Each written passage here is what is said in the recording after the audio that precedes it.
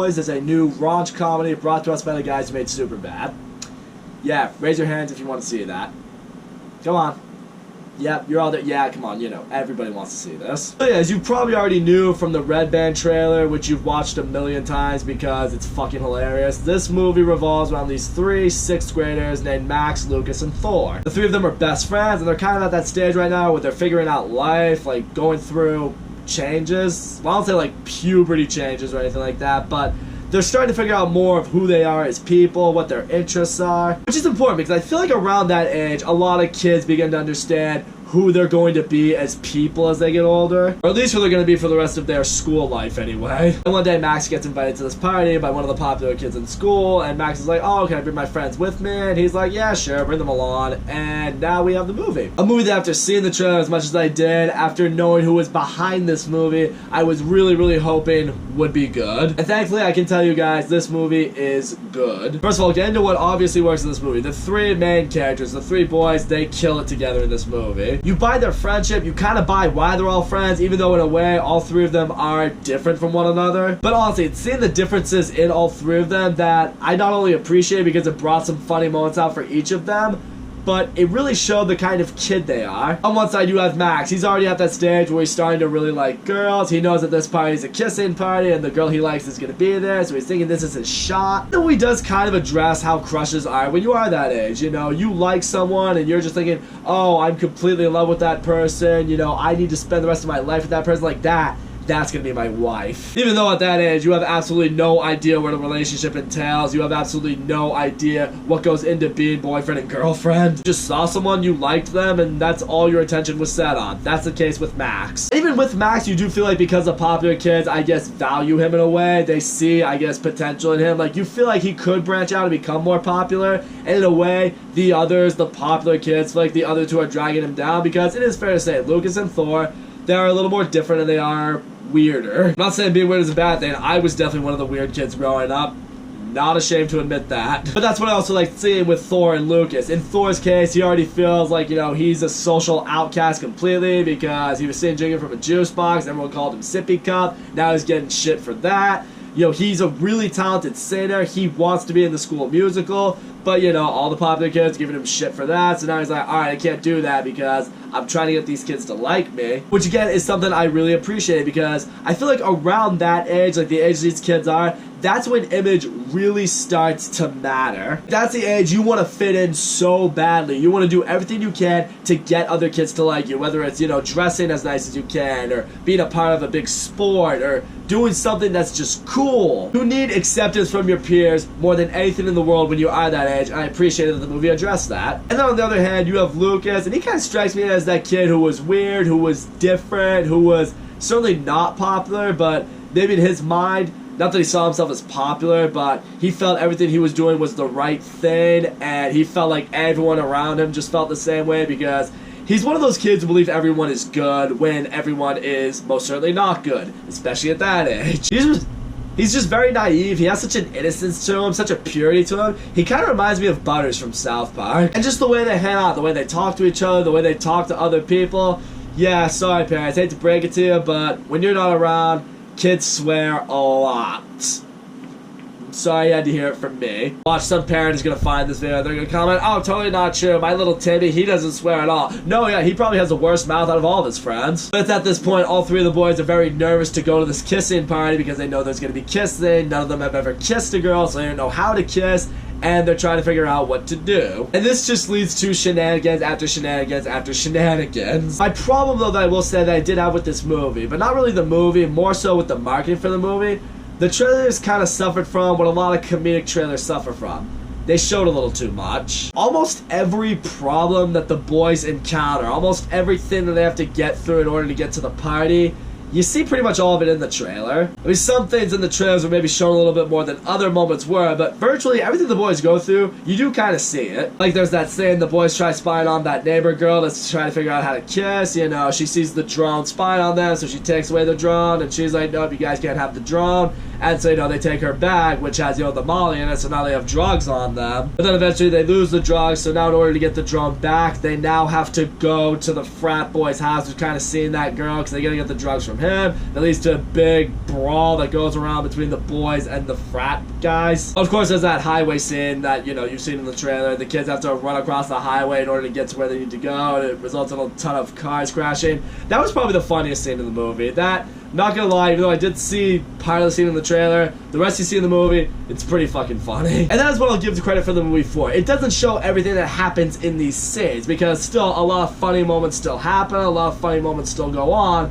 but ultimately, you know when each scene is coming, you know the essence of every scene, and that takes away some of the surprise element that could be in the movie. The quickest way for a joke to get old is if you see the joke a bunch of times, and because I saw the trailer for this movie a lot, some of the funny lines that you see, some of the moments that are being set up, I knew they were coming, so as a result, some of the jokes just unintentionally fell a little flat. Again, comedies are really tough to make trailers for, because you want to make a great trailer, and the trailer's gotta be funny, because that's what's gonna get audiences into the seats, but you gotta be sure not to include everything in the trailer. I get that sometimes with comedies that's an inevitability, but I still have to address it. But even still, where I really want to give this movie credit is the level of heart that it has. Like, going into a movie like this, I thought it was just gonna be a straight up raunch comedy for the sake of having a raunch comedy. I didn't expect it to have the emotional tone that it did have. Because in the movie, between all the shenanigans that the boys go through, when they finally do get to the party, they do at this point begin to understand that the three of them,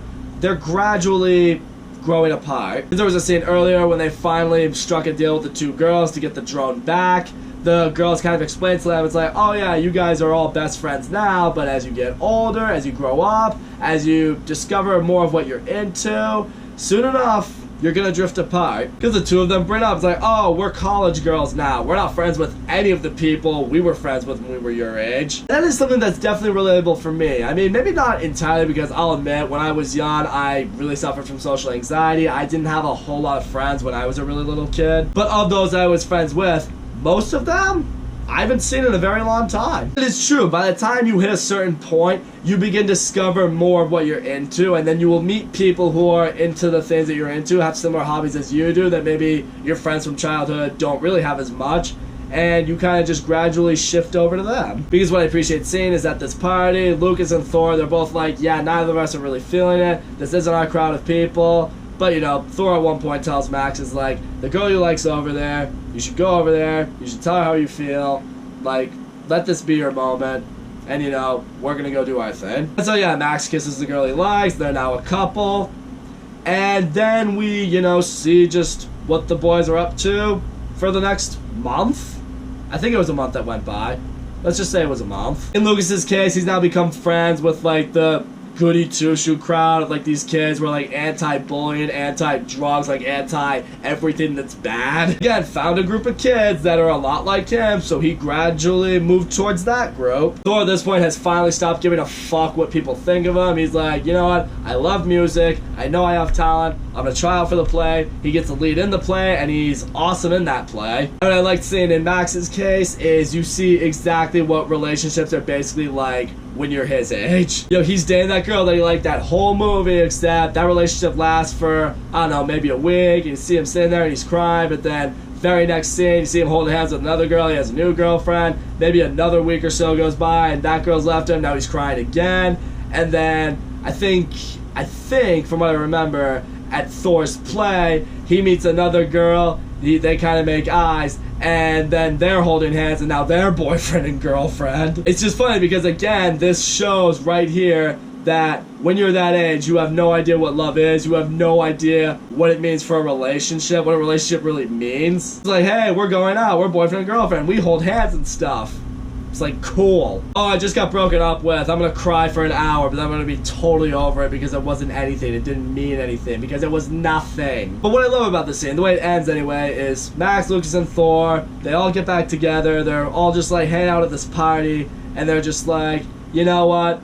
It's been the longest month ever without having you guys around. Oh yeah, so they went a month without talking to each other, so a lot of time went, you know, by in kids' life anyway. You know, they all talk about, it's like, look, even though we're growing up, even though things may be different for us, We are always going to be the beanbag boys. We're always going to have this bond between us that no one can take away. Nothing can ever change.